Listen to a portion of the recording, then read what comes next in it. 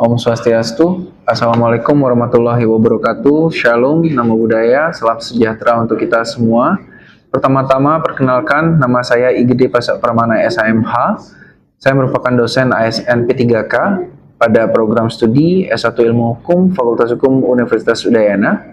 Adapun melalui video ini, saya bermaksud untuk menyampaikan pernyataan diri dosen dalam unjuk kerja Tridharma Perguruan Tinggi atau PDD UKT-PT bidang pengajaran, yaitu pada mata kuliah Hukum Adat Bali. Berikutnya, saya akan paparkan tentang rencana pembelajaran semester atau RPS dari mata kuliah Hukum Adat Bali, meliputi materi pengajaran, metode pengajaran, dan metode penilaian. Dan terakhir, turut saya sertakan cuplikan video belajar mengajar untuk mata kuliah Hukum Adat Bali. Terima kasih.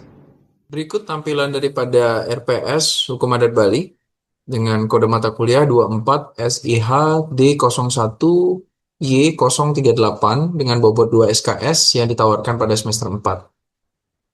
Sebagaimana teman-teman dapat simak bahwa RPS ini disusun oleh koordinator mata kuliah Profesor Dr. Ana Agung Istriatur Dewi SHMH yang kemudian dibarengi oleh saya selaku anggota tim fasilitator atas nama IGD Pasak Pramana SHMH yang notabene hari ini akan memandu jalannya kuliah. Teman-teman, di dalam RPS ini turut tercantum beberapa pointer-pointer berkenaan dengan CPL atau capaian pembelajaran lulusan. Lain daripada itu, juga termuat beberapa CPMK, yakni capaian pembelajaran mata kuliah, yang dilengkapi juga dengan bahan kajian. Utamanya untuk pertemuan pada hari ini, kita akan fokus pada bahan kajian nomor 5, yakni Hukum Adat Bali tentang pengangkatan anak, meliputi arti, tujuan, dan fungsi pengangkatan anak menurut Hukum Adat Bali, dan tata cara pengangkatan anak menurut Hukum Adat Bali. Selain daripada itu, teman-teman, berkenaan dan bahan kajian poin 5 ini lebih lanjut akan kita bahas di minggu ke-9 dan 10, sesuai dengan apa yang telah tertera pada tabel RPS, tepatnya di halaman 11, teman-teman bisa lihat di sini. Adapun bahan kajian yang sudah saya sebutkan, lebih lanjut teman-teman bisa akses melalui OASE. Di dalamnya ada beberapa e-book dan kemudian slide PPT berkenaan dengan materi yang akan saya sampaikan. Karena kita dimudahkan oleh teknologi, logikanya teman-teman seharusnya dimudahkan juga dalam proses pembelajaran. Nanti silakan login melalui outunut.ac.id ya. Selain daripada itu, berkenaan dengan metode pembelajaran tentu kita sekarang adalah mix karena kita sudah difasilitasi oleh teknologi. Selain belajar mandiri dengan membaca buku konvensional, teman-teman kemudian bisa juga mengakses beberapa data berupa e-book dan kemudian video yang ada pada link OASE. Selain daripada itu, berkenaan dengan metode pembelajaran yang memang sekarang berfokus pada isu yang sifatnya terupdate di lapangan, maka teman-teman juga akan saya berikan beberapa kali quiz di dalam pelaksanaan perkuliahan minggu 9 dan 10 nantinya yang berkaitan dengan fenomena pengangkatan anak di Bali.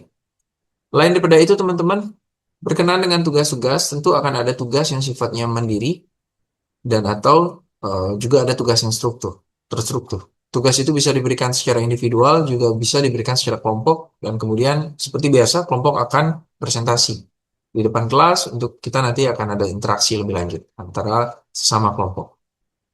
Teman-teman, saya ingin mengingatkan kembali bahwa tugas terstruktur, tugas mandiri, dan kemudian bagaimana teman-teman merespon kuis yang saya sampaikan di kelas itu akan berkorelasi dengan beberapa penilaian. Utamanya ada 3 poin. Tugas deskripsi dan analisis kasus dengan proporsi 25%, tugas lainnya 25%, dan weekly quiz yang 10%. Sehingga akumulasinya di sini ada sekitar 60%. Dengan demikian, saya bermaksud untuk menegaskan bahwa akumulasi proporsi 25%, 25%, dan 10% yang berjumlah 60% ini adalah hal yang idealnya teman-teman harus peroleh. Agar nantinya teman-teman bisa kemudian mencapai grading scale di 80 sampai dengan 100 sehingga pada akhir perkuliahan setelah dilaksanakannya ujian akhir semester teman-teman dapat memperoleh nilai A. Nah, sebelum kita memulai kuliah, penting untuk saya ingatkan kembali bahwa ada beberapa daftar pustaka baik berupa buku, peraturan perundang-undangan yang harus teman-teman miliki, baik dengan cara mengunduh dan atau dengan cara membeli dan atau dengan cara meminjam. Saya persilakan kepada teman-teman yang sudah dewasa sehingga teman-teman memiliki panduan selama belajar tentang pengangkatan anak menurut hukum adat Bali. Mari kita mulai kelas. Om Swastiastu. Om Swastiastu. Selamat pagi teman-teman. Jadi kita kembali lagi di hari ini bersama saya IGD Pasca Pramana di kelas Hukum Adat Bali. Teman-teman kelas F, dan hari ini saya akan melanjutkan pertemuan ke-9 kita, utamanya berkenaan dengan topik pengangkatan anak dalam Hukum Adat Bali. Nah, sebelum saya melanjutkan teman-teman, penting saya untuk merefresh sedikit berkenaan dengan RPS sebagai panduan kita selama 1 semester ke depan, sehingga kita taat dalam konteks teknis pelaksanaan perkuliahan guna ketepatan dari mekanisme pembelajaran itu sendiri. Jadi apa yang teman-teman lihat di layar PPT yang ada di depan ini adalah tampilan awal, akan tetapi di next slide saya akan sedikit mengingatkan tentang RPS dari Hukum Adat Bali, utamanya di pertemuan 9 dan pertemuan 10 dengan topik pengangkatan anak menurut Hukum Adat Bali. Teman-teman, jadi mata kuliah ini 2 SKS seperti biasa. Mengenai tentang waktu 2 SKS saya tidak perlu mengajarkan teman-teman karena itu sudah pernah saya paparkan di awal dan teman-teman masih memegang RPS ini sesuai dengan wasa yang sudah pernah saya berikan kepada teman-teman.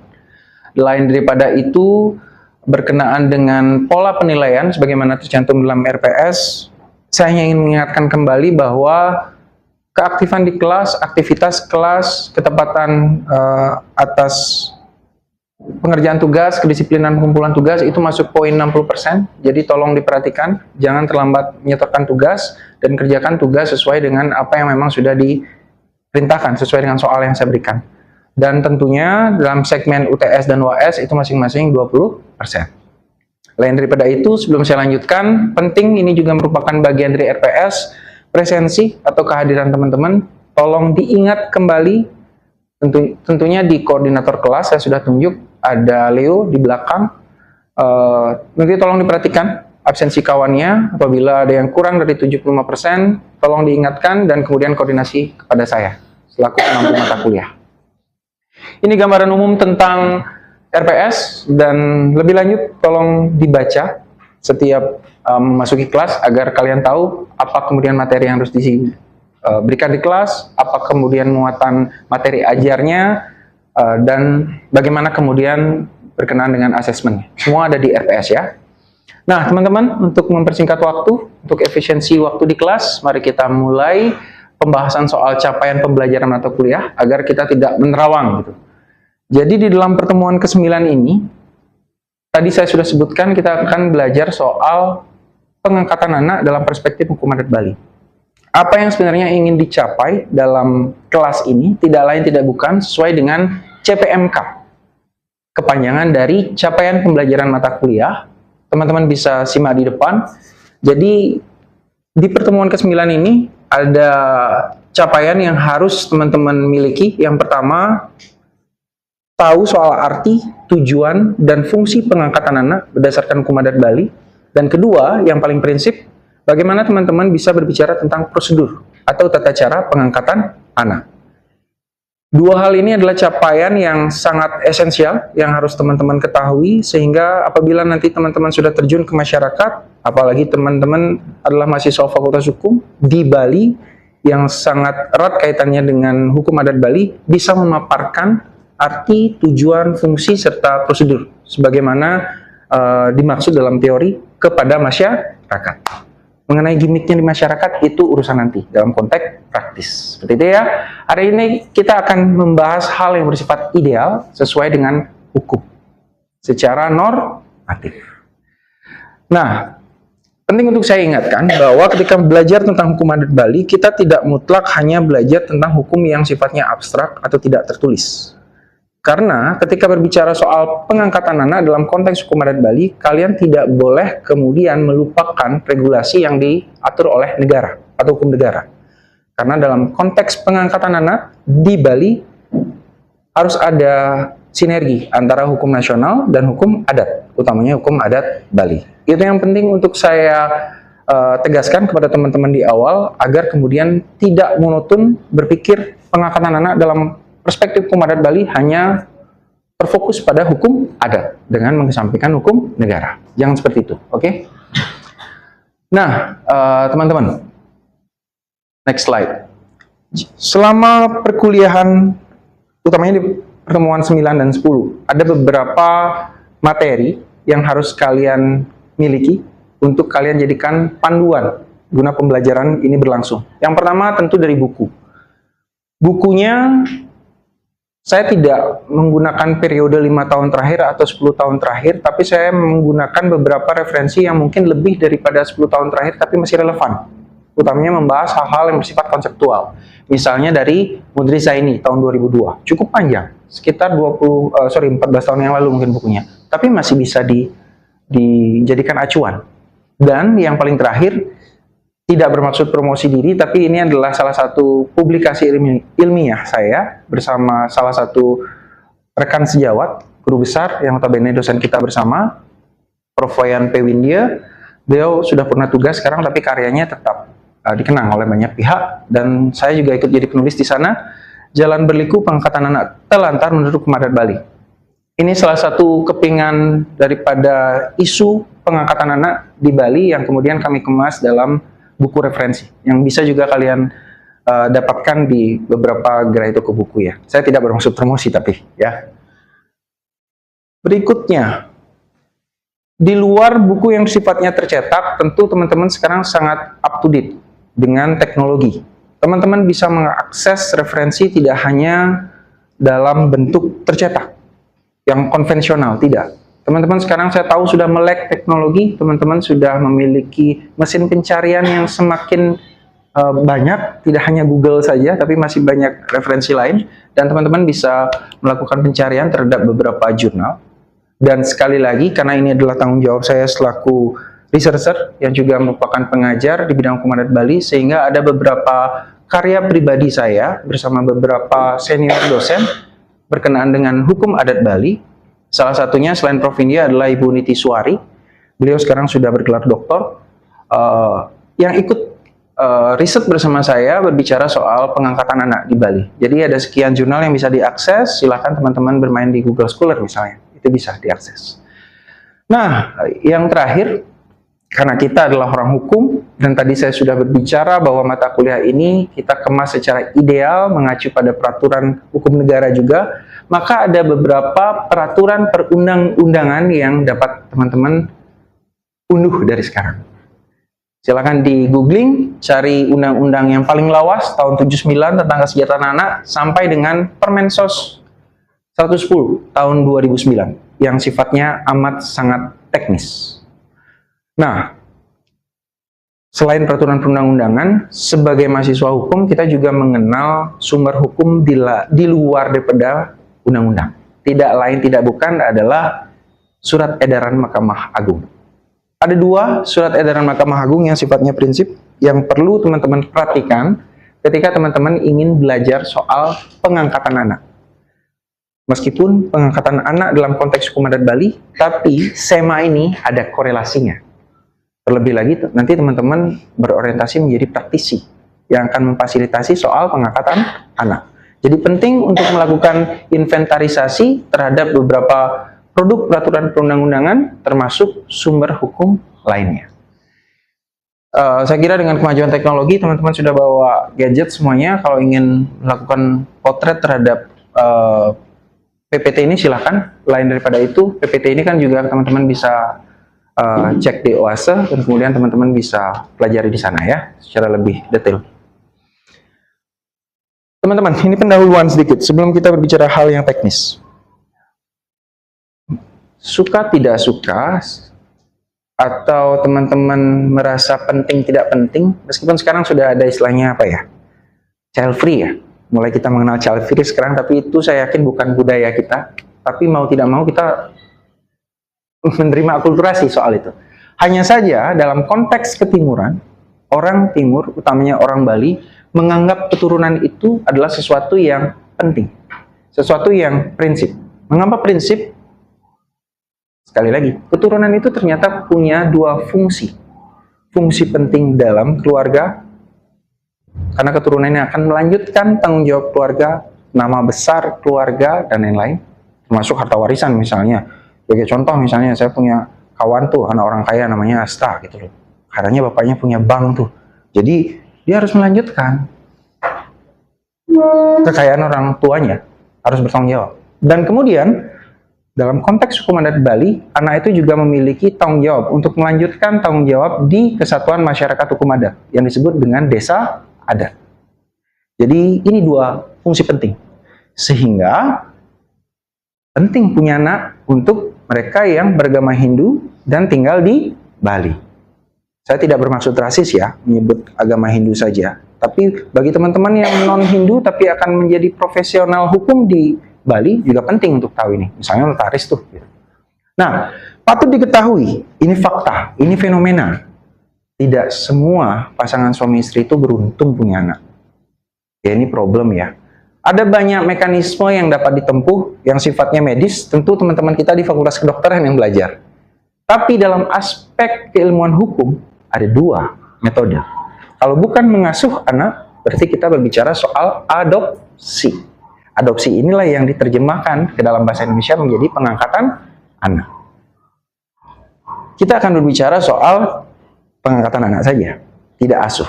Apa sih bedanya pengasuhan dengan pengangkatan anak? Saya kira dua materi ini sudah kita bahas di hukum adat lanjutan. Saya tidak akan membahas lagi di momentum ini. Nah, teman-teman, mengingat urgensi atau pentingnya anak dalam sebuah keluarga, penegasan dari kalimat saya yang tadi, maka pengangkatan anak adalah salah satu solusi yang diberikan oleh hukum. Sepanjang jangan melanggar prosedur. Itu hal yang harus kita pegang. Sebelum masuk mengenai regulasi, sebelum masuk berbicara soal fungsi, tujuan, dan tata cara, maka saya penting untuk memberikan hal-hal yang bersifat mendasar. Pertama soal istilah. Kalau kalian belajar hukum adat Bali, berbaur di masyarakat tradisional di Bali, di desa adat, apalagi di daerah, mohon maaf, saya tidak bermaksud membagi, di luar Sarbagita, Bali bagian timur, Bali bagian utara yang agak masuk ke pedalaman, mungkin jarang masyarakat menggunakan istilah pengangkatan anak, apalagi adopsi, yang merupakan resapan dari bahasa Inggris adoption. Mohon maaf kalau pelafal saya salah ya, pronunciation saya salah. Nah, lebih lazim dipergunakan istilah meras piana, ngidih piana. Dan kemudian, anak yang diangkat disebut sentana paperasan. Kalau dalam bahasa Indonesia, anak yang diangkat disebut anak angkat. Orang tua yang mengangkat disebut orang tua angkat, gitu ya. Nah, itu mengenai istilah-istilah pokok yang harus diketahui. Pengangkatan anak itu bahasa Balinya dalam aspek hukum adat Bali meras sentana. Anak yang diangkat sentana paperasan. Lalu apa arti mengangkat anak dalam perspektif hukum adat Bali? Nah, di sini adalah hasil penyederhanaan saya dari beberapa referensi yang sudah pernah saya baca, termasuk hasil riset saya bersama Prof. Wayan P. Windia dan Ibu Dr. Nitiswari. Sederhananya, meras sentana itu artinya mengangkat anak orang lain sebagai pelanjut keturunan. Anak orang lain, anak biologis orang lain, kita ambil kekuasaannya untuk kita masukkan kepada kekuasaan hukum kita guna melanjutkan keturunan kita. Sehingga ada peralihan tanggung jawab hukum dari orang tua kandung kepada orang tua angkat. Itu esensi daripada meras sentana. Nah, begitu pula berkenaan dengan definisi pengangkatan anak jika kalian merujuk pada Peraturan Pemerintah Nomor 54 Tahun 2007. Salah satu PP yang tadi sudah saya jabarkan di slide sebelumnya. Tapi teman-teman silakan baca apa definisi di sana. Yang jelas, pengangkatan anak adalah perbuatan hukum. Ketika disebut perbuatan hukum, maka dia menimbulkan implikasi hukum, konsekuensi hukum, atau akibat hukum. Jadi perbuatan pengangkatan anak itu bukan sekedar suka-suka hati, ambil anak orang kemudian kita ajak. Tidak sesederhana itu. Ada prosedur yang harus diperhatikan. Apa sih tujuannya? Di sini mohon izin, saya tidak bermaksud kemudian ingin menjadikan diri saya yang notabene, meskipun tadi saya sempat sampaikan saya ada beberapa referensi yang notabene itu nama saya, tapi saya berusaha untuk mengutip pandangan orang lain dan saya harus menyebut nama yang bersangkutan agar kemudian tidak ada kesan plagiasi. Yang pertama dari Prof. Yan P. Windia dan Pak Ketut Sudantra dalam buku berjudul Pengantar Hukum Adat Bali. Tujuannya silakan. Kondisi ceput atau putung. Artinya mengangkat anak itu untuk menghindarkan agar suatu keluarga bisa terus berlanjut. Cut. Habis. Dari mana saya masuk ya? Boleh nggak dari sini? Ya. Posisinya gimana? Masih di sini ya? Ya. Nah, adapun berkenaan dengan tata cara pengangkatan anak, tadi saya sudah jabarkan ke teman-teman bahwa memang ada 3 tahapan yang harus diperhatikan dan 3 tahapan ini tidak boleh dilalaikan. Mengingat kita sudah berbicara banyak soal konsep pengangkatan anak sampai dengan tata cara, maka di kelas saya selalu akan ada kejutan berupa kuis untuk memenuhi penilaian 60%. Ada yang berminat ikut kuis? Wah, tiba-tiba sepi nih.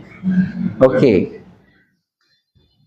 Kuis ini saya kehendaki meminta pendapat mahasiswa ketika dia melihat fenomena berupa pemberitaan di media massa yang notabene ini adalah fenomena saat ini, tahun 2026 ya. Saya tidak ingin berbicara hal-hal yang lalu, meskipun hukum adat itu kesannya kan lampau, tapi ini up to date. Silakan ada cek. Linknya sudah saya sediakan. Ini media massa yang terbitan 500 eksemplar lebih satu hari. Tanpa saya menyebut merek ya, nanti saya bukan endorsement gitu. Pengangkatan anak di Bali tunjukkan tren meningkat, dominan sebatas sah secara adat. Sedangkan tadi saya sudah berbicara soal prosedur atau tata cara. Ada yang mau komentar tidak sebagai implementasi kuis di kelas ini? Silakan. Baik, terima kasih atas kesempatannya Pak. Sebelumnya perkenalkan, nama saya Kadek Mahardika dengan NIM 230455147. Sebelumnya saya ingin menanggapi, memperhatikan fenomena yang Bapak tampilkan, tentu hal tersebut merupakan fakta yang tidak boleh dipandang sebelah mata.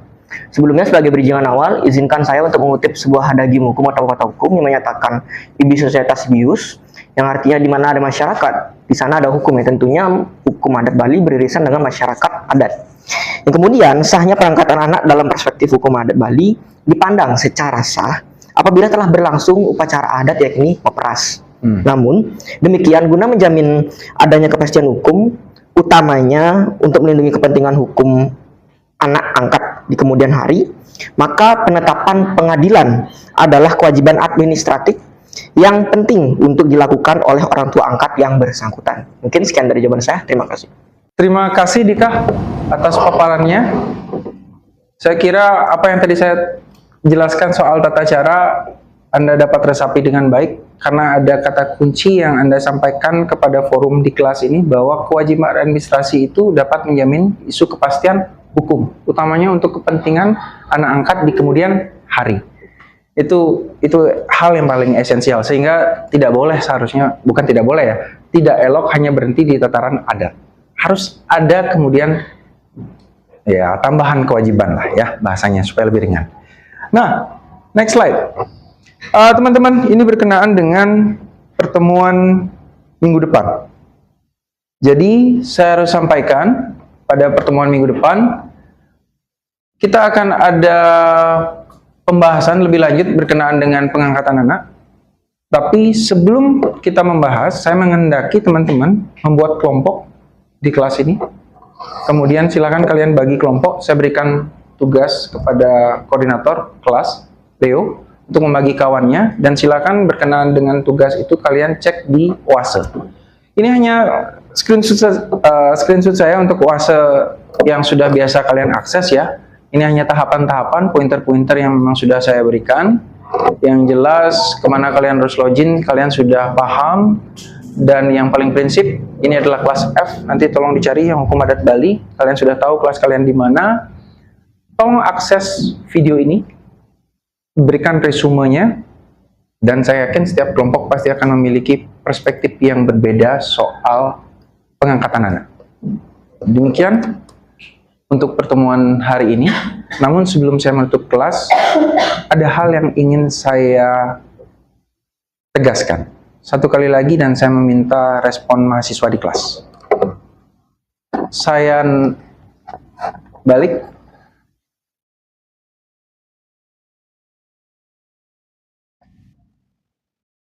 Saya sudah menjelaskan soal tujuan tadi. Akan tetapi ada satu pertanyaan yang belum terjawab secara tegas, meskipun tadi ada 2 orang mahasiswa yang sudah angkat tangan. Mengingat adanya perbedaan tujuan pengangkatan anak antara hukum adat Bali dan hukum negara, maka bagaimana kemudian mahasiswa Fakultas Hukum seyogyanya memandang perbedaan ini? Sekali lagi, saya berikan satu kesempatan. Siapa yang mau menanggapi? Ya, saya silakan. Baik, perkenalkan saya Cahya dengan NIM/Akres 1416.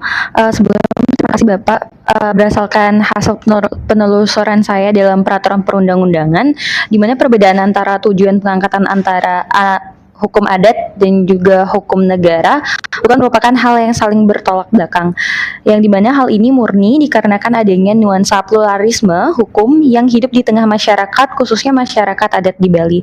Jadi oleh karena itu, menurut saya perbedaan terkait tujuan pengangkatan anak menurut saya bukan hal yang perlu diperdebatkan. Sekian dari saya, terima kasih Bapak.